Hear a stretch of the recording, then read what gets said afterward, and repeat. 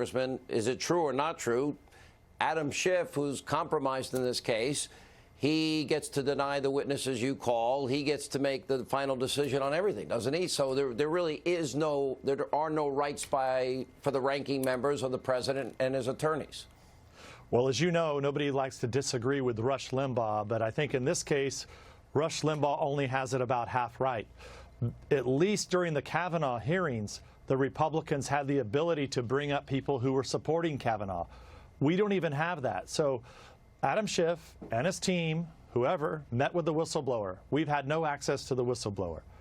Number two, we want to know what was the DNC's involvement and the Clinton campaign's involvement in Ukraine, and why did the Ukrainians interfere in our election?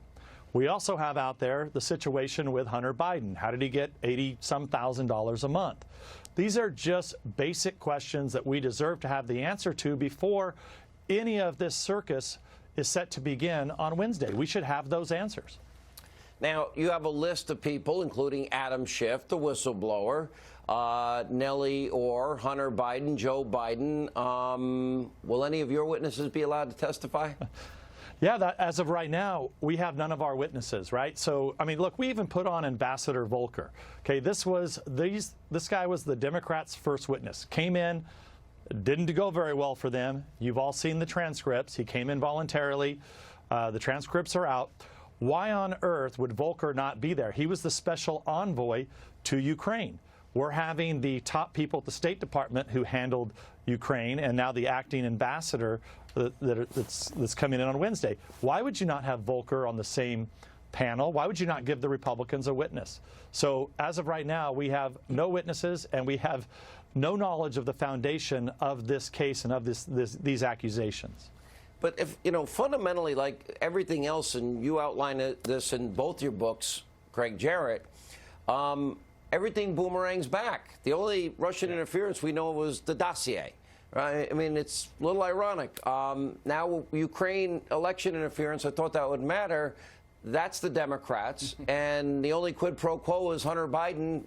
You get the billion if you fire the guy investigating my son. You don't get the billion otherwise. If this were an equitable process, both sides would be able to call their own witnesses.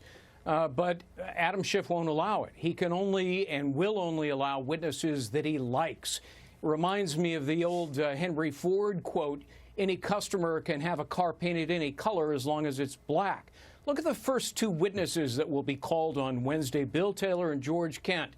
They admit they have no direct knowledge of a quid pro quo. Instead, they heard it from a guy who heard it from a guy who heard it from an original guy. And in both cases, it's diplomat Gordon Sondland. Sondland admits he has no direct knowledge of a quid pro quo. Instead, he testified he presumed it. So this is opinion built on hearsay, constructed on speculation and conjecture. Now, the Senate, Congressman Nunes, they would have the ability to call all of these witnesses. Lindsey Graham said this is dead on arrival without the whistleblower, and he wants Hunter Biden to testify. Tell us what the Senate can do, and what would you recommend they do?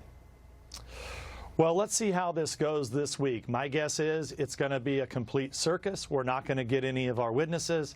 The mainstream media is going to say how damaging it is to the president. That's just going to be the storyline. But the fact of the matter is, if you actually read these transcripts, and Greg Jarrett was just going through them, Byron York has a piece out tonight talking about Vindman, their star witness. These transcripts, as we were saying when the Democrats were slowly leaking these out to the friends in the media, that's what we've been doing for the last 6 weeks.